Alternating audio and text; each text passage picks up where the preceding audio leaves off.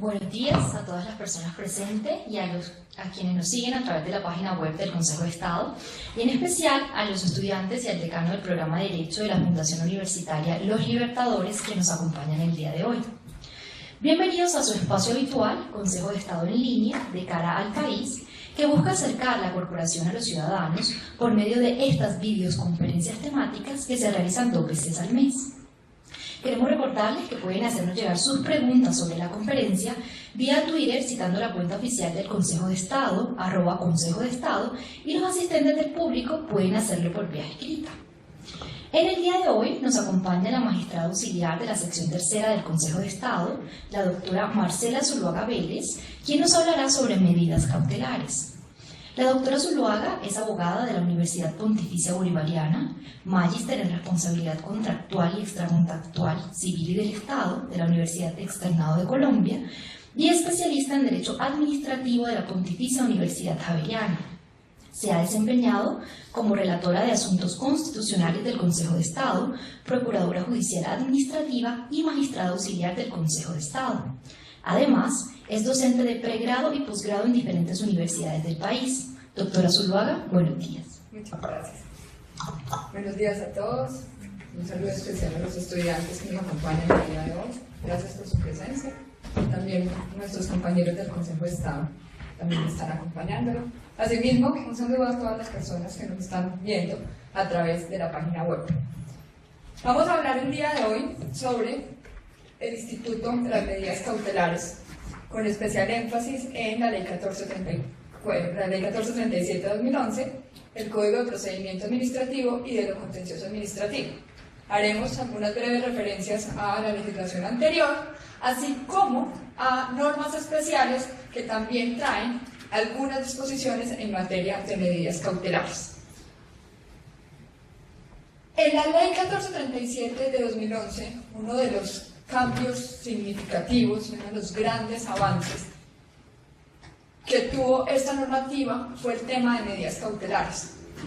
Porque en la antigua legislación, en el Código Contencioso Administrativo, el Decreto 01 de 1984, solo existía una medida cautelar en tratándose de procesos contenciosos administrativos declarativos. Porque, pues, como lo vamos a ver más adelante en los ejecutivos, pues existían las medidas cautelares propias de este tipo de procesos. Sin embargo, para los procesos declarativos, estos son los antes denominadas acciones o medios de control de nulidad y restablecimiento del derecho, controversias contractuales, reparación directa, repetición y también aquellas que buscan proteger las reparaciones de grupos y los intereses y derechos colectivos. Para este tipo de acciones reguladas en el Decreto 01 del 84, solo existía una única medida cautelar, que más adelante también lo vamos a repetir, tiene además fundamento constitucional. El artículo 238 de la Constitución Política regulaba esa figura de la medida cautelar, porque está vigente, de la medida cautelar de suspensión provisional de actos administrativos. Esto quiere decir que solo procedía en 2 tipos de acciones: en la acción de nulidad y en la acción de nulidad y restablecimiento de derecho. En los otros procesos regidos por el CCA no había lugar a adoptar ningún otro tipo de medidas cautelares, repito la salvedad, en los procesos ejecutivos. Entonces el legislador, en el año 2011, quiso darle una función más importante en este tema al juez, por la necesidad que se tiene que el juez tenga mayor libertad, mayores facultades y potestades para adoptar medidas tendientes a una verdadera protección del derecho, a tratar de volver eficaz el derecho demandado y sobre todo a evitar perjuicios que podrían ocurrir durante el transcurso del proceso. No olvidemos que los procesos judiciales en Colombia en general y en especial en la jurisdicción contenciosa administrativa son demorados, son largos. Y entonces lo que se quiso con este nuevo capítulo de las medidas cautelares era que el juez tuviera facultad de adoptar varias decisiones que pudieran proteger ese derecho demandado, ese interés demandado durante el trámite del proceso, y que no fuera únicamente la de suspensión provisional de actos administrativos que tenía la legislación anterior. Medida que obviamente siguió en esta nueva legislación, pero no fue la única. No fue la única.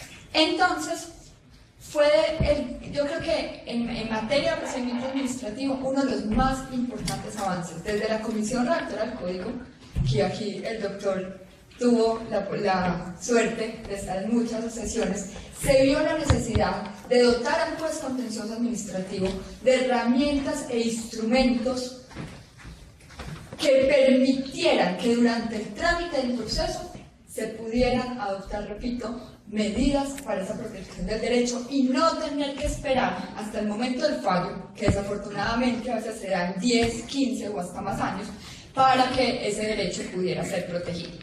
Es así como entonces en el capítulo 11 del título segundo de la segunda parte del Código de Procedimiento Administrativo y Contencioso Administrativo, o sea, ya ese es el capítulo que rige como tal el procedimiento, se entonces adoptó todo un capítulo sobre las medidas cautelares, su procedencia, sus requisitos, la naturaleza de las mismas. Entonces es de eso que vamos a empezar a hablar y hacer alguna referencia de cómo en estos 4 años la jurisdicción ha manejado esas medidas. El Consejo de Estado ya ha tenido la posibilidad de pronunciarse, pues, creo que ya todas las secciones han hecho muy importantes pronunciamientos sobre medidas cautelares. La Sala Plena también ha realizado ya algunas consideraciones al respecto, y viene mucho más, porque este código todavía es un código que está muy nuevo, es un código que nosotros apenas estamos experimentando, manejando, todavía tenemos muchos procesos del código anterior, pero ya nos están empezando a llegar bastantes procesos de este nuevo código. Entonces cada vez va a ser más importante y más relevantes los pronunciamientos que haga la corporación respecto a las medidas cautelares. Entonces a partir del artículo 229 empieza pues esta regulación de las medidas cautelares. Lo primero que hay que decir es que este capítulo rige las medidas cautelares en los procesos declarativos. Frente al proceso ejecutivo, que tiene sus normas especiales más adelante en el código, se hace una remisión expresa al Código de Procedimiento Civil, que hoy debemos entenderlo, el Código General del Proceso. Ya en los procesos ejecutivos pues se adoptarán las medidas típicas de ese tipo de procedimientos, como todos sabemos, son las medidas de embargo y secuestro. Es importante resaltar en la regulación de este artículo 229 que permite que la medida cautelar no solo se adopte al inicio del proceso, también la medida cautelar puede adoptarse en cualquier estado del proceso, inclusive en la segunda instancia. Como vamos a ver más adelante, entonces, los momentos para adoptar la medida cautelar puede ser desde antes de que exista demanda, desde que existe la demanda, en algunas ocasiones sin necesidad de haberse notificado el auto admisorio de la misma, y pese a haberse ya admitido la demanda y haberse empezado el trámite del proceso, podría decretarse en cualquier otro momento. Por ejemplo, al regular la audiencia inicial, el legislador vuelve a dar la oportunidad de un pronunciamiento sobre medidas cautelares si ya no ha habido o hay una nueva solicitud al respecto. Específicamente, en el artículo de audiencia inicial está la posibilidad de pronunciarse sobre medidas cautelares. Otro de los presupuestos o de las regulaciones que empieza a ser el artículo 229 es que la medida cautelar debe ser a petición de parte en los procesos declarativos ordinarios. Les repito que estos son los de nulidad y restablecimiento, reparación directa, controversias contractuales, y estaría el de repetición, pero sobre la repetición más adelante abordaremos el tema de medidas cautelares. Sin embargo, respecto a el requisito que trae la ley de que sea petición de parte, me parece importante resaltar un auto proferido por el doctor Jaime Orlando Santofimio, un un auto ponente el 26 de febrero de este año, del 2016, con radicado 55953, en el que oficiosamente se adoptó una medida diferente a la solicitada. Entonces, si bien la medida no fue resuelta oficiosa, porque sí había una solicitud de medida cautelar, o sea, lo que no podría hacer el juez es, de oficio, adoptar una medida que no le había sido solicitada. Pero en este caso se solicitó una medida cautelar, que fue la suspensión provisional de una disposición de un acto administrativo. Se estudió la suspensión provisional y se encontró que no era procedente suspender provisionalmente, pero al hacer el análisis se concluyó que sí había que adoptar una medida cautelar de las denominadas, de las llamadas innominadas, que lo vamos a explicar más adelante, y en este proceso lo que se ordenó fue una interpretación determinada a la disposición normativa demandada. Entonces se dijo, no se suspende provisionalmente el acto, pero, que fue la medida solicitada, pero oficiosamente el despacho va a decir cómo debe, de manera provisional, interpretarse esa norma hasta tanto se decida el fondo del proceso. Entonces, si bien la norma exige que sea petición de parte, pues vemos que hay un claro antecedente en el que la medida fue adoptada no como la solicitó la parte actora, sino conforme al análisis realizado por el despacho, consideraba que era la mejor forma de proteger ese interés o ese derecho que estaba en debate en este momento. Y también en otra decisión, en la 47.316, también se había pedido una suspensión provisional y se adoptó una medida statu quo de mantener las cosas en el estado que se encontraban al momento de proferirse esa decisión. También es importante aclarar sobre el requisito normativo que la solicitud, que tenga que hacer la medida cautelar a solicitud de parte, que ello no aplica cuando se demanda una protección de un interés y derecho colectivo. El medio de control de protección de los intereses y derechos colectivos, lo que antes se llamaba la acción popular, regulada por la ley 472, porque en esta procede de oficio. Asimismo, procede en las acciones de tutela. También de oficio, el juez puede adoptar las medidas que considere necesarias para la protección de derechos fundamentales o de derecho colectivo.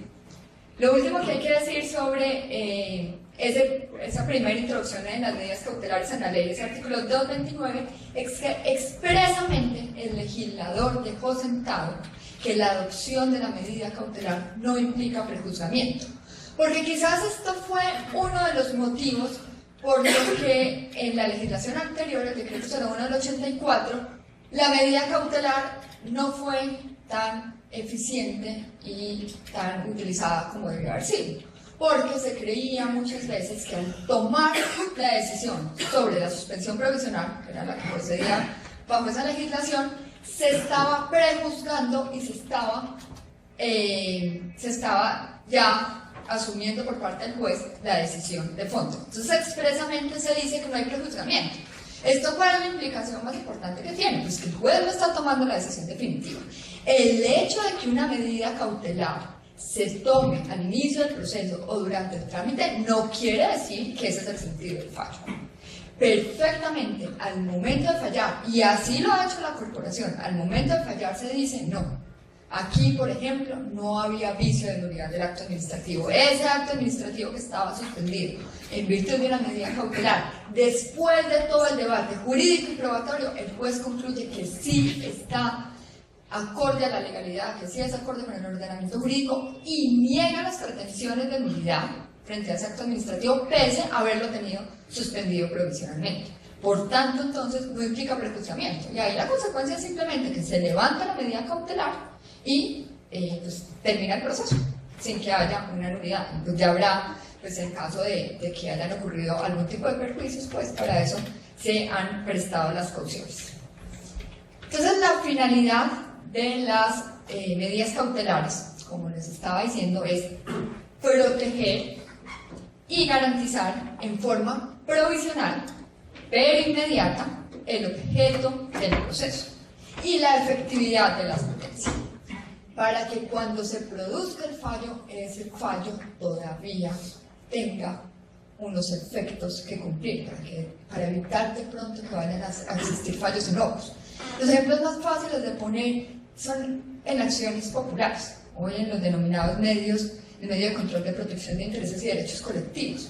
Si se pretende, por ejemplo, proteger un nacimiento de agua que puede estar siendo contaminado por una actividad minera, tema ahora bastante recurrente en nuestro país, el actor popular va al juez a decirle: por favor, suspenda mientras se tramita el proceso esa explotación minera porque está contaminando las fuentes de agua de una comunidad.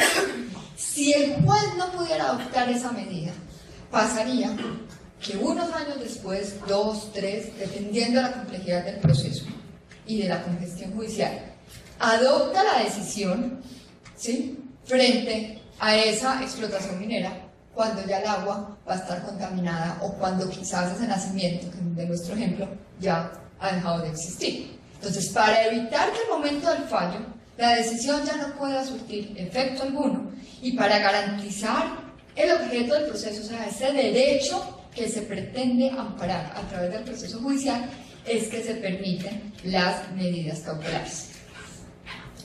Esto lo ha interpretado así la jurisprudencia de la Sala Plena en un auto con la erradicación 2014-3791. Ha dicho que los presupuestos para una medida cautelar es que haya una apariencia de buen derecho, o sea, que posiblemente haya pruebas, haya motivos que sustenten suficientemente la posible existencia de un derecho que deba ser protegido de manera provisional y que si no se protege puede haber un daño por el transcurso del tiempo y la posibilidad de que ese derecho quede insatisfecho si no se adopta esa decisión. Entonces, evitar que se vaya a causar un perjuicio por el trámite del proceso. Entonces, el legislador, como les vengo diciendo desde el principio, el legislador de la Ley 1437, el legislador de 2011, quiso entonces abrir el abanico, las posibilidades de medidas cautelares que puede adoptar el juez contencioso administrativo. Y hay 4 tipos de medidas que se pueden adoptar. Las medidas pueden ser preventivas, conservativas, anticipativas y de suspensión provisional, que era pues la única que existía. La medida preventiva es la que pretende evitar que se consolide una afectación, o que si ya esa afectación se está dando, pues que no sea peor. Puede en el ejemplo que les estaba dando, entonces, que la explotación minera no haya comenzado, o apenas lleve poco tiempo en su ejecución. Entonces es prevenir ese daño al sistema ecológico, prevenir ese daño al medio ambiente, adoptando esa medida que impide esa actuación que afecte o que amenace ese derecho. La medida conservativa es aquella que pretende preservar el statu quo. Es una medida de mantener las cosas en el estado que se encuentran al momento que se hizo la solicitud. Ya les había dicho que el Consejo de Estado ya ha adoptado este tipo de decisiones. Les repito en el auto 47.316. Lo que se dijo en este auto fue sobre un predio. Es un predio que está en litigio y pues las partes en controversia, pues ambas están peleando el derecho que tienen sobre el predio y quieren hacer explotaciones, actividades sobre el predio, unos utilizarlos pues, como con fines económicos, otros para pues, que sea su terreno, su vivienda. Entonces, ¿qué fue lo que se dijo en la decisión? Se quedan las cosas, se congelaron las cosas. El predio se tiene que quedar quieto en el estado en que se encuentra.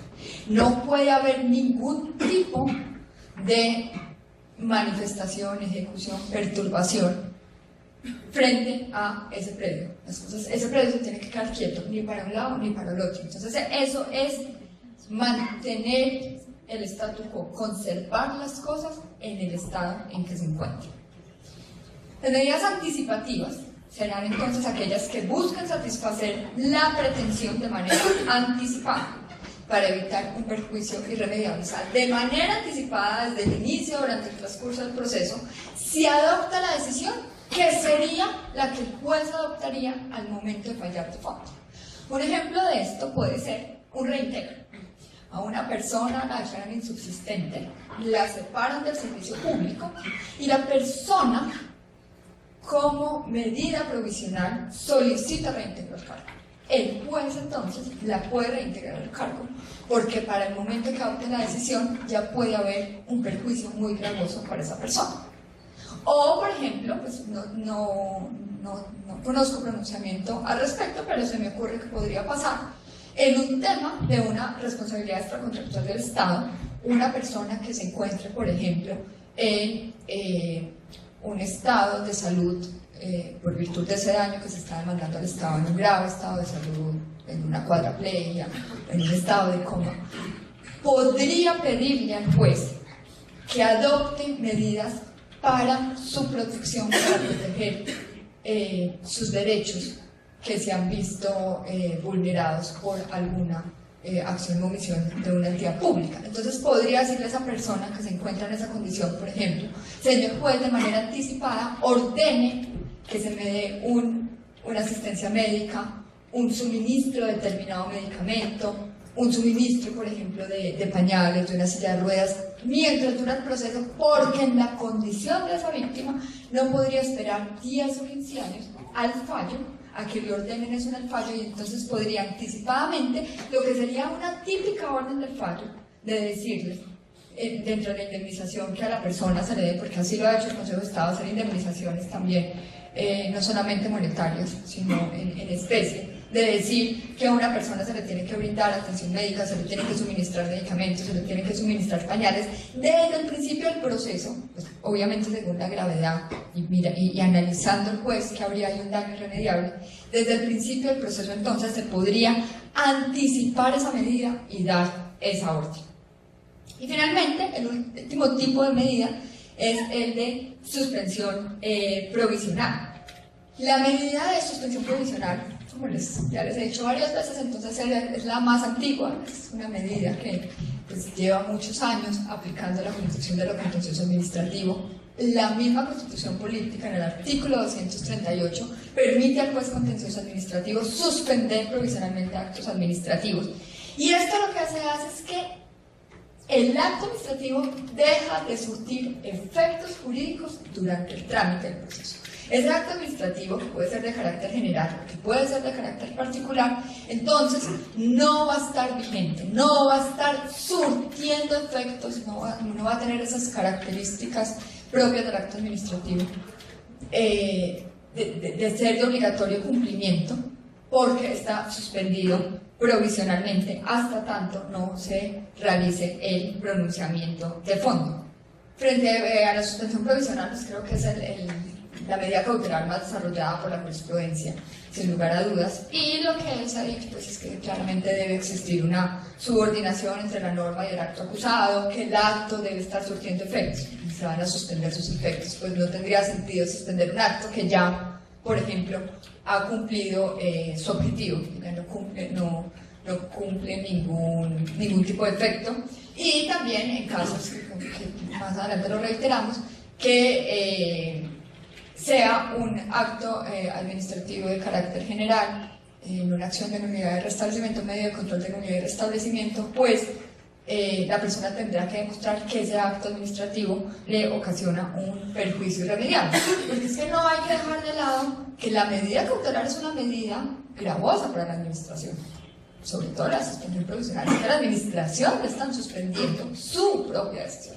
Le están diciendo no administración, no le están diciendo todavía si su acto estuvo o no acorde con la legalidad, porque eso es el fallo, eso será resolver el fondo, pero se le están diciendo, mire, administración, este acto administrativo no lo vaya a ejecutar, este acto administrativo no lo vaya a aplicar.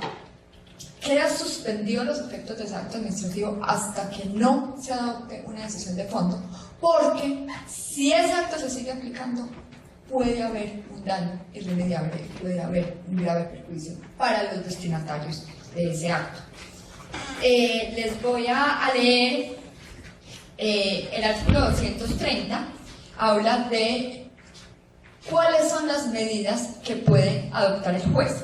Sobre ese 230, ya sobre su alcance había unos importantes pronunciamientos por parte de la jurisdicción contenciosa administrativa, y lo que se ha dicho es que esos 4 medidas o 4 supuestos que trae el 230 no es un listado taxativo, es simplemente una enunciación de las medidas que puede tomar el juez e indica que el juez tiene a su alcance la adopción de cualquier decisión que considere pertinente para la protección de ese derecho.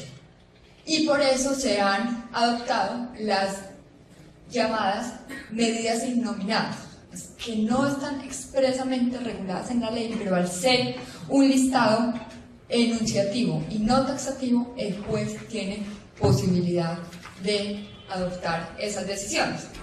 Es así como en algunos de los pronunciamientos que les mencioné, pues pese a no haber sido la medida inclusive solicitada, el juez adoptó esas decisiones que considera que son las adecuadas para la protección del derecho. De las medidas que trae el artículo 230 es, en primer lugar, ordenar que se mantenga la situación o que se restablezca el estado en que se encontraba antes de la conducta vulnerante o amenazante, cuando ello fuera posible.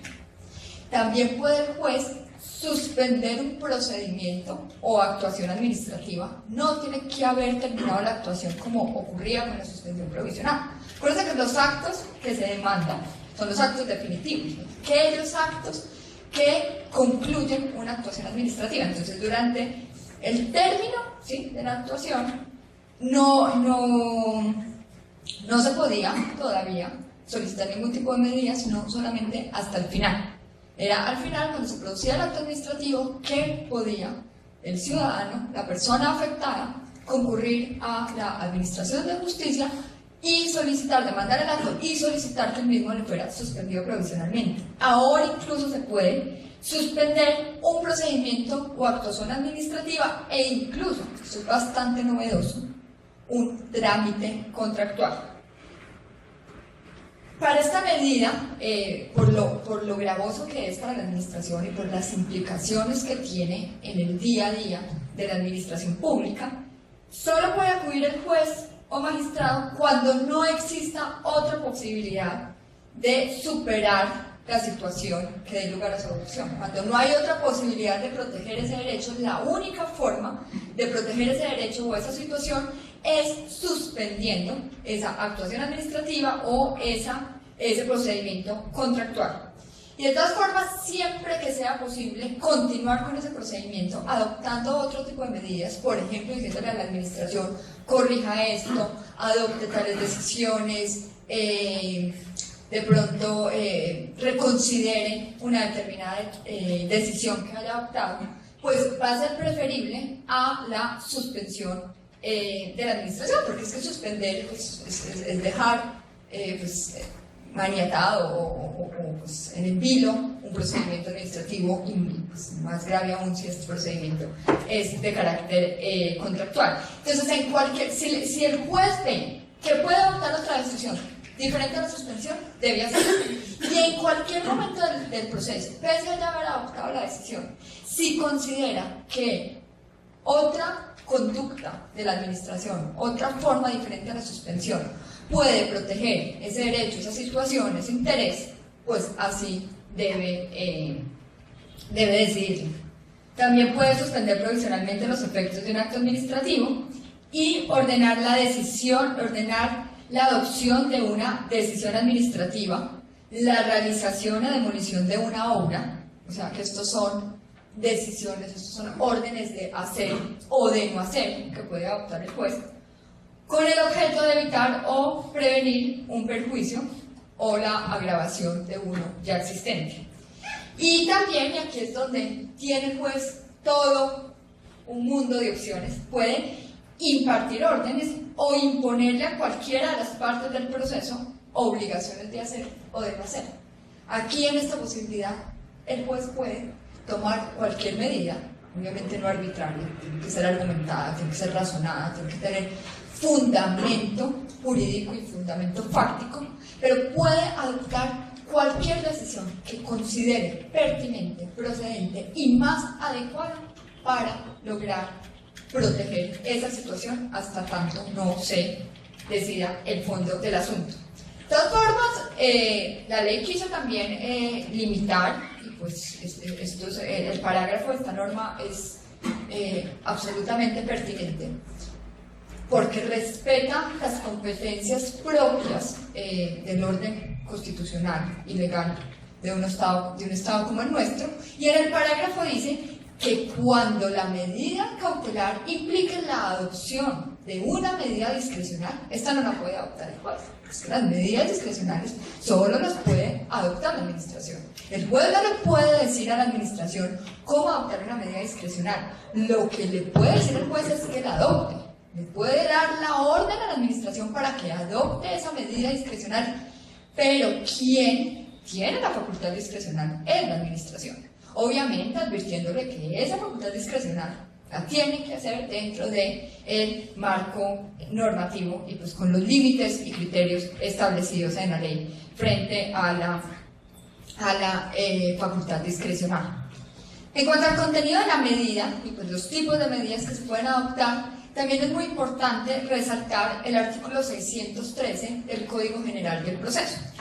El artículo 613 del Código General del Proceso indicó que en los procesos en los que hace parte una entidad pública y esté demandado un particular, la entidad pública puede solicitar las medidas cautelares propias de los procesos declarativos de ese código, del Código General del Proceso. El Código General del Proceso, en esta misma línea de pensamiento que tiene el legislador actual, pues también trae un amplio poder al juez ordinario para que adopte medidas cautelares durante el trámite del proceso.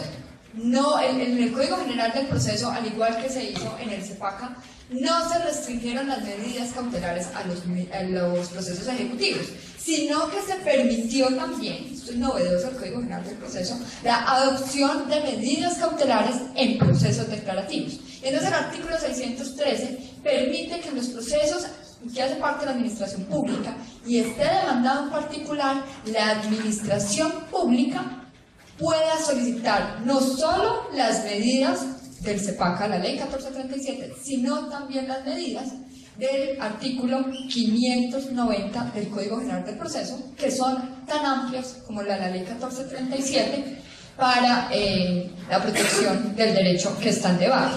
Esto ya se puso de presente en un pronunciamiento de la sección tercera del Consejo de Estado de la subsección C del 12 de noviembre de 2014, con radicados 51999. En este se dispuso la inscripción de la demanda en un proceso de controversias contractuales en el que la entidad pública demandaba a una sociedad contratista. Entonces, en ese auto se ordenó la inscripción de la demanda en todos los bienes inmuebles que tenía esa entidad. Entonces se hizo ya aplicación de ese artículo 613, pues que recordemos que para la jurisdicción contenciosa administrativa, conforme a decisión de Sala Plena de 25 de junio de 2014, pues es vigente para esta jurisdicción desde ese año, desde el año 2014. Como les dije al inicio, también se debe hacer una referencia especial a las medidas cautelares en legislaciones especiales. La primera de ellas es en las acciones populares y de grupo, que hoy es el medio de control para proteger derechos e intereses colectivos y el medio de control para la reparación de los perjuicios causados a un grupo. La ley 472 del 98, que es la ley que desarrolló la Constitución en lo referente a la protección de grupos y de derechos colectivos, trajo una regulación especial frente a las medidas cautelares a adoptar tanto en las acciones populares como en las acciones de grupo. Esa ley pues viene separado como en dos, regula primero la acción popular, después regula la acción de grupo. Entonces primero, en el artículo 25, regula lo pertinente a las medidas cautelares, y desde este momento es que se empieza a introducir por el legislador esa amplia facultad que tiene el juez para adoptar cualquier medida de no hacer, de carácter administrativo, que considere necesarias para proteger un derecho, no solo vulnerado, sino amenazado, porque en acciones populares también se pueden proteger los derechos que todavía no han sido vulnerados, pero que están amenazados, los derechos colectivos. Entonces el artículo 25 trae una gran posibilidad de medidas que puede adoptar el juez. Sobre esa disposición se ha pronunciado pues, varias veces al Consejo de Estado. Esta ley está vigente desde el año 98 en acciones populares, y al igual que dijo al interpretar el 230 de la 1437, ha dicho que estas medidas del artículo 25 son enunciativas más no taxativas, o sea, ahí simplemente se dan unos parámetros de las decisiones que puede adoptar el juez, pero puede adoptar cualquier otra que considere necesaria para la protección de ese interés o derecho colectivo. El artículo 229 de la Ley 1437 dispone que tratándose de protección a derechos e intereses colectivos, se aplicarán las disposiciones de ese capítulo. O sea, que las medidas cautelares se regirán por este capítulo 11 que estamos analizando, a partir del artículo 229 de la Ley 1437. Entonces está la discusión, ¿qué pasa entonces con ese artículo 25 de la Ley 472? Los casos en los que una norma posterior general está regulando una materia que también se encuentra regulada en una norma anterior, pero especial. Personalmente, es mi posición propia, yo considero que como en el artículo 29 expresamente se dice que la medida cautelar debe regirse por ese capítulo, o sea, por esas normas, a partir del artículo 229 hasta el artículo 234, creo, se deben regir por ese capítulo, derogó el legislador el artículo 25 de la Ley 472. El resultado va a ser el mismo, pues porque en la Ley 472 el juez podía adoptar cualquier medida que considerara necesaria para proteger el derecho colectivo, y en la 1437 también.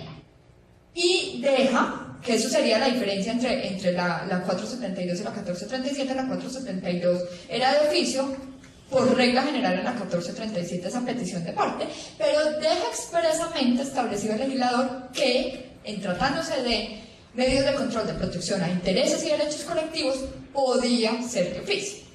Entonces yo sí creo que como ahí la regulación en medidas cautelares fue completa, o sea, ahí el mismo legislador dijo, a partir de la vigencia de la Ley 1437, las medidas cautelares en este tipo de procedimientos, lo que antes se denominaba acción popular, se rige por este capítulo, creo que derogó el artículo 25.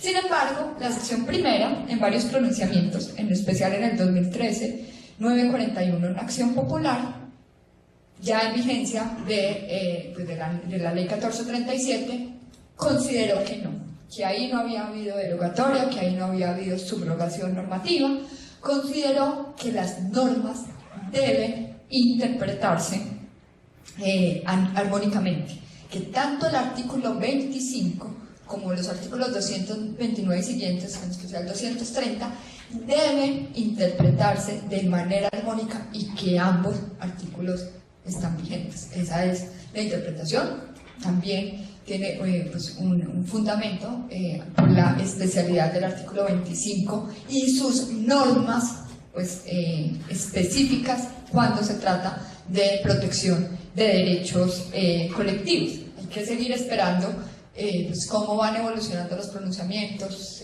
si otras secciones de la corporación van a tener el mismo criterio que tiene la sección primera o criterio diferente sobre la vigencia o no de ese artículo 25. De todas formas, en los procesos de acción popular en curso, iniciados antes de la ley 1437, se regían por la norma anterior. El artículo 25 va a seguir vigente porque, como les digo, esa medida cautelar no solo puede adoptarse al principio del proceso, sino en cualquier momento.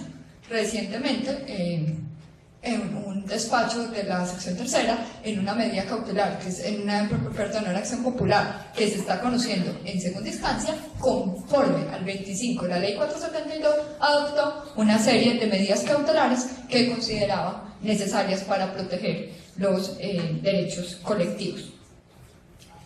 Lo más importante, de todas formas, de resaltar en la acción popular o el medio de control de protección a derechos e intereses colectivos es que puede hacerse de manera oficiosa y que el juez no está restringido a unas determinadas medidas, sino que puede adoptar cualquier medida de hacer o de no hacer que considere necesaria para la protección de ese derecho colectivo que está siendo amenazado o vulnerado por una actuación, en este caso pues, de la administración pública.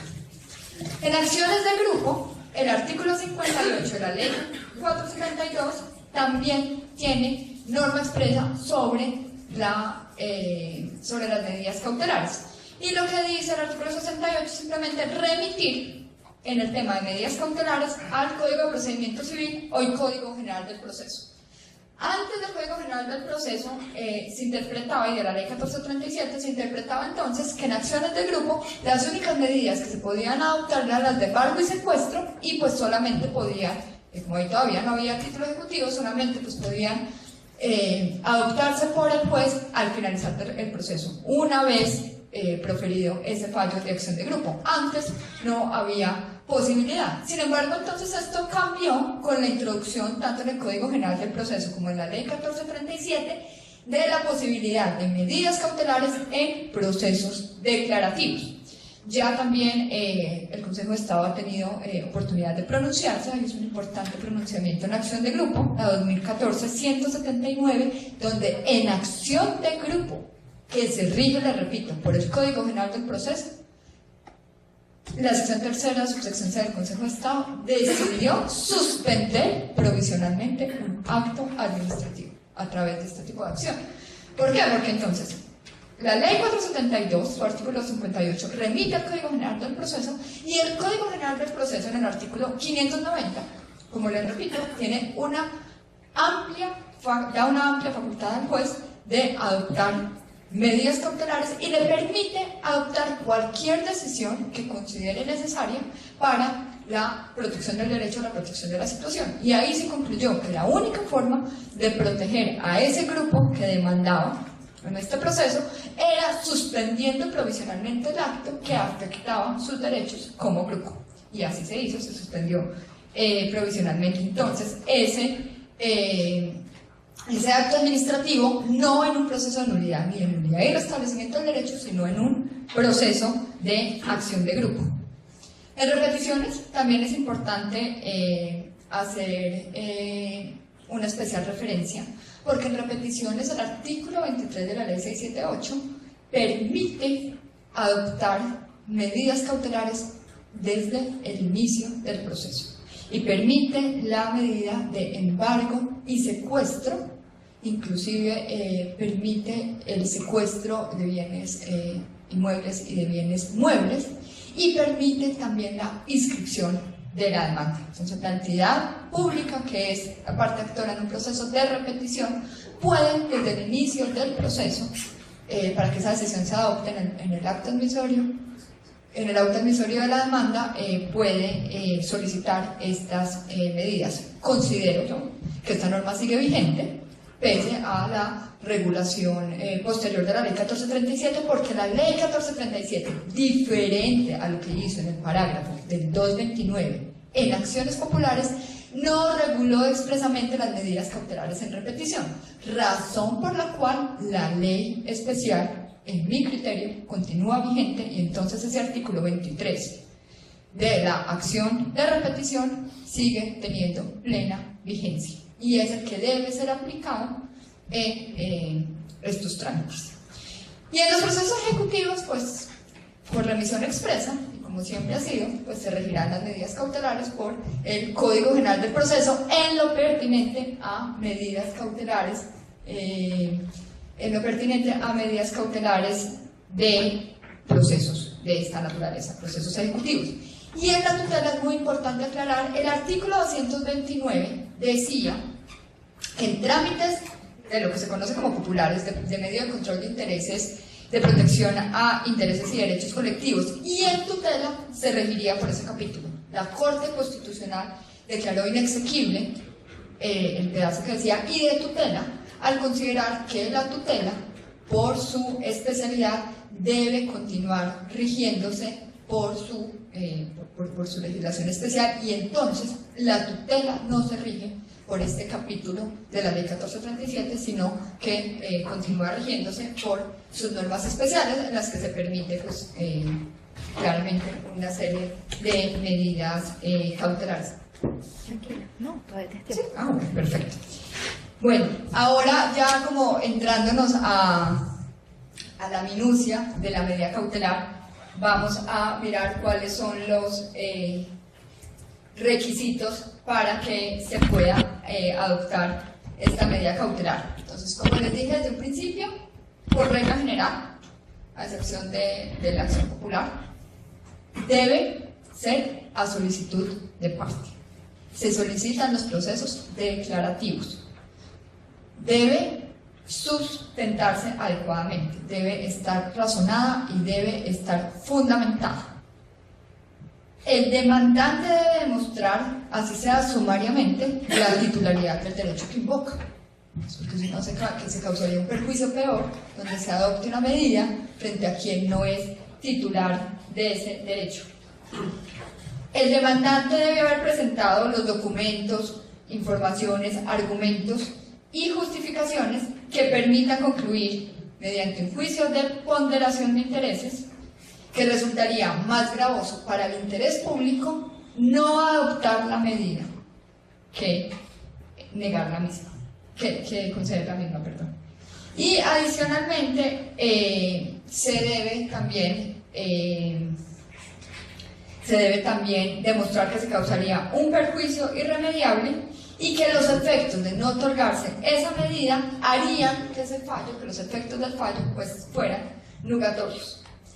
En especial cuando se solicita la suspensión provisional de un acto administrativo, se debe determinar cuáles son las disposiciones de carácter superior, o sea, frente al cual ese acto administrativo es subordinado, que están siendo vulneradas o violadas por esa decisión administrativa. La solicitud de suspensión provisional puede hacerse en el mismo escrito de la demanda o en un escrito separado que se puede interponer concomitante a la presentación de la misma, o vamos a ver ahora inclusive desde antes. La norma dice que puede hacerse entonces en la demanda o en una solicitud que se haga en el escrito separado. En una decisión de la sección cuarta, en el auto 2731, se dijo respecto a esa posibilidad que sea tanto en la demanda como en un escrito separado. En la demanda, obviamente, como lo exige pues, la misma ley, se tiene que, siempre que se demande un acto administrativo, sea nulidad o sea nulidad y restablecimiento del derecho, se tiene siempre necesariamente que invocar las normas violadas y el concepto de la violación. Se le tiene que decir al juez, este acto administrativo me está violando estas normas superiores y me las está violando por estas razones. Eso es un requisito que le exige la ley al actor cuando demanda un acto administrativo. Cuando solicita la suspensión provisional, vemos que también le hace esa misma exigencia. Cuando se solicita la suspensión provisional, se tiene que fundamentar esa solicitud en las normas violadas y el concepto de su violación. Entonces ahí el actor tiene dos posibilidades: o hacerlo en el mismo escrito de demanda, ¿cierto? Frente a lo cual entonces, si en el escrito de demanda dice solicito la suspensión del acto, pues tiene que acudir al juez a los conceptos expresados en la demanda respecto a las normas violadas y el concepto de su violación.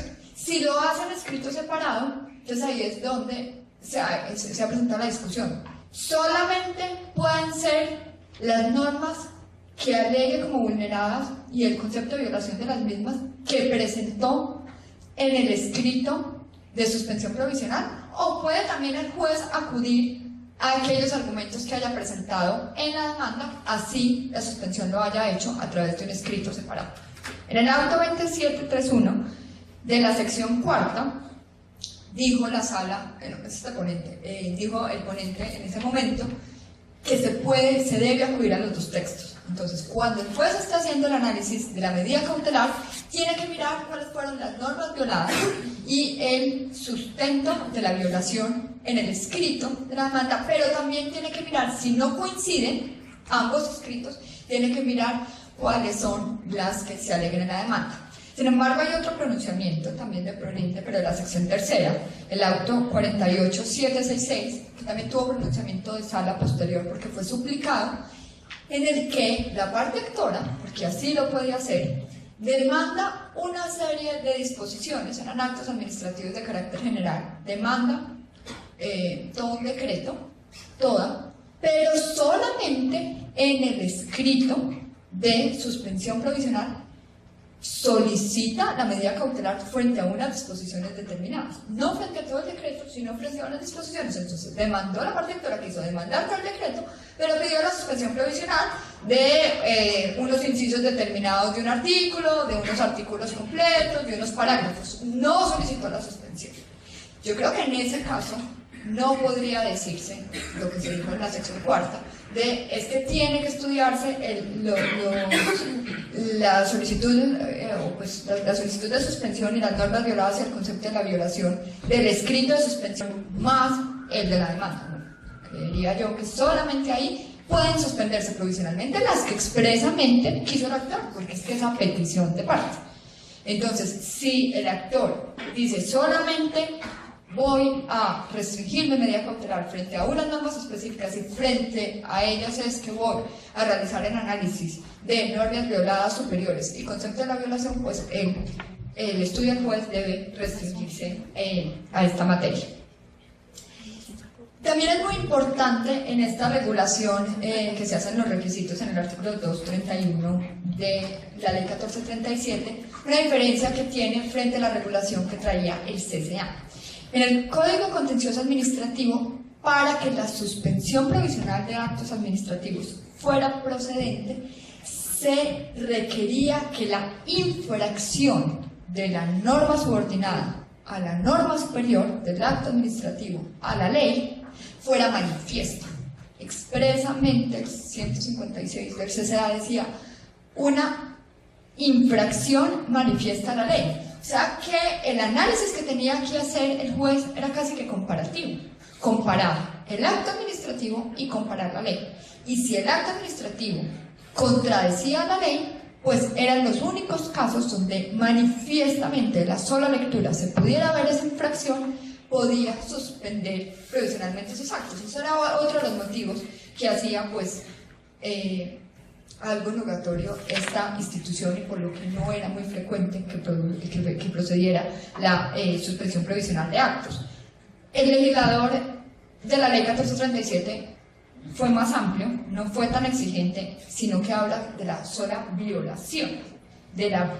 Dice cuando la violación surja del acto demandado y su confrontación con las normas superiores. O sea, no tiene que ser manifiesta. Esto ¿qué obliga? Que obliga al juez a tener que hacer un análisis profundo y juicioso del acto demandado frente a la normativa.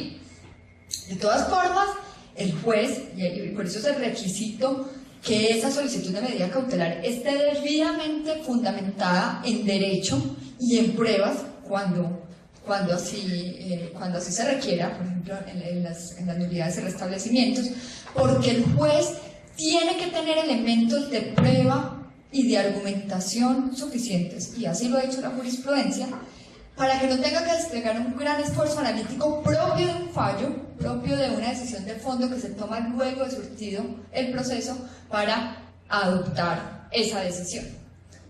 La decisión, entonces, no va a ser en ningún momento una decisión arbitraria. La decisión del juez siempre tiene que ser motivada, siempre tiene que haber un análisis de los argumentos de ambas partes. Como vamos a ver ahora, pues por regla general se le da traslado a la contraparte de la medida cautelar. Siempre debe haber un análisis de las argumentaciones de ambas partes, de las pruebas existentes en el proceso, pero la prueba y las argumentaciones tienen que estar ahí pues de manera evidente y suficiente para que el juez pueda adoptar la decisión. Si el juez considera que con las argumentaciones, con los elementos, no es suficiente y que tiene que surtir todo el debate jurídico y probatorio propio del proceso, pues no puede adoptar la decisión y tiene que decir que la decisión pues se va a tener que proferir al momento de adoptar la decisión de fondo. Entonces, por esto la jurisprudencia, la sala plena ya se ha pronunciado así, y las correspondientes secciones, que la decisión tiene que ser el resultado de un estudio de ponderación, que hay un juicio de ponderación entre qué sería más gravoso entre decretar o no decretar la medida. Y en ese juicio de ponderación pues se van a aplicar los principios propios de este test o de este juicio de ponderación, tales como la idoneidad, o sea, que la medida sea adecuada frente al derecho afectado, la necesidad, o sea, qué es menos lesivo al derecho, si adoptar o no adoptar la decisión, y la proporcionalidad, el grado de afectación de cada principio. Porque es que acuérdense que, por ejemplo, suspender provisionalmente un acto administrativo, pues la administración también está teniendo un daño, porque la administración ha adoptado una decisión que no va a poder hacer cumplir. La administración, por ejemplo, ha declarado insubsistente una persona, ha impuesto una sanción, ha regulado una materia de un acto administrativo de carácter general, y el juez está impidiendo que esa decisión surta efectos. Entonces tiene que hacer un juicio de proporcionalidad de cuál sería la afectación de cada uno de esos principios que está protegiendo ese derecho administrativo, y esos principios que le estarían siendo vulnerados o afectados al particular, al sujeto pasivo de ese acto administrativo. ¿Ya terminó? Ya estoy terminando. Esto es como lo más grueso de la medida cautelar. Una última cosa muy importante, porque ya lo otro es el procedimiento que rápidamente se los explico, es la posibilidad que dio el legislador de adoptar medidas cautelares de urgencia. Ante un daño o un perjuicio inminente, el juez puede adoptar medida cautelar de urgencia. ¿Y esto qué implica? Primero, que se puede presentar con la demanda o inclusive antes. Si todavía el término de caducidad se lo permite, la persona, el afectado, puede solicitar la medida cautelar de urgencia sin haber presentado la demanda. Por ejemplo, la demanda todavía está en un proceso de trámite conciliatorio, el trámite conciliatorio de requisito de procedibilidad, o todavía está buscando, pues terminando de organizar la demanda, pero como hay una afectación grave, puede ir de urgencia y presentar esa solicitud. Esto sería una especie de procedimiento pues autónomo, y con la simple solicitud de medida cautelar de urgencia el juez la puede decidir. Y es muy importante, aquí en las medidas cautelares de urgencia no hay necesidad de darle el traslado de 5 días de las medidas generales a la contraparte para que se pronuncie. Entonces, en estos casos de urgencia, muy importante resaltar, no es necesario que haya demanda. Entonces puede presentarse concomitante a la demanda o antes de la presentación de la demanda, y no hay necesidad de correr el traslado a la contraparte, y tampoco hay necesidad de dictar el auto admisorio de la demanda. Puede el juez proferir la medida cautelar de urgencia sin que se haya trabado la litis, sin que se haya proferido auto admisorio de la demanda, sin que exista inclusive demanda para adoptar esa decisión. Y habrá que ver, y ahora tendrá que decir el juez, y la contraparte pues obviamente lo tendrá que solicitar. Si no se llega a presentar esa demanda, pues en el término de caducidad por la demanda, obviamente tendrá la demandada, la entidad demandada tendrá obviamente que solicitar pues que se revoque o que se modifique esa medida si no llega a existir ese proceso. Ya entonces lo último, lo que sigue en las regulaciones La forma de tramitar la medida cautelar: una vez la medida cautelar se solicite, si apenas se está iniciando el proceso, el concomitante al auto advisorio de la demanda por auto separado, se le corre traslado a la contraparte por 5 días para que se pronuncie. La contraparte hace el pronunciamiento, el juez en los 10 días siguientes debe pronunciarse sobre esa medida cautelar. La medida cautelar puede ser sujeta a revisión, puede solicitarse que se revoque, puede solicitarse que se modifique, o la medida cautelar que ha sido negada puede, si los supuestos fácticos han cambiado, nuevamente solicitarse la adopción de dicha medida. Contra el auto que decrete la medida cautelar, solo frente al que la decrete, procede el recurso de apelación, y en los procesos de única instancia, pues el recurso ordinario de súplica. En el que la niegue, solo procederá entonces la reposición. Las salas, excepto en los procesos de única instancia, son las que deben adoptar las decisiones cuando se decrete la medida cautelar. Esto es, pues, a grosso modo, un estado de la institución de las medidas cautelares actualmente en la ley y en la jurisprudencia. Como les dije al inicio de la charla, pues vendrán muchos y muy importantes pronunciamientos sobre esta figura de la medida cautelar, pues es una de las más importantes herramientas con las que cuenta hoy el juez contencioso administrativo para la protección de los derechos que están en conflicto. Muchas gracias.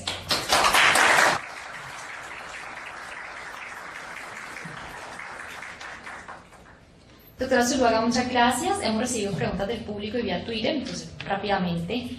La primera de ellas es: a propósito de la crítica que se le ha hecho al CEPACA en cuanto prevé condena al demandante al pago de perjuicios si levanta la medida o se profiere sentencia adversa al actor, pero no la condiciona a que el demandante obrara con temeridad, ¿el Consejo de Estado ha efectuado algún pronunciamiento al respecto? No, todavía no conozco que haya efectuado estos pronunciamientos.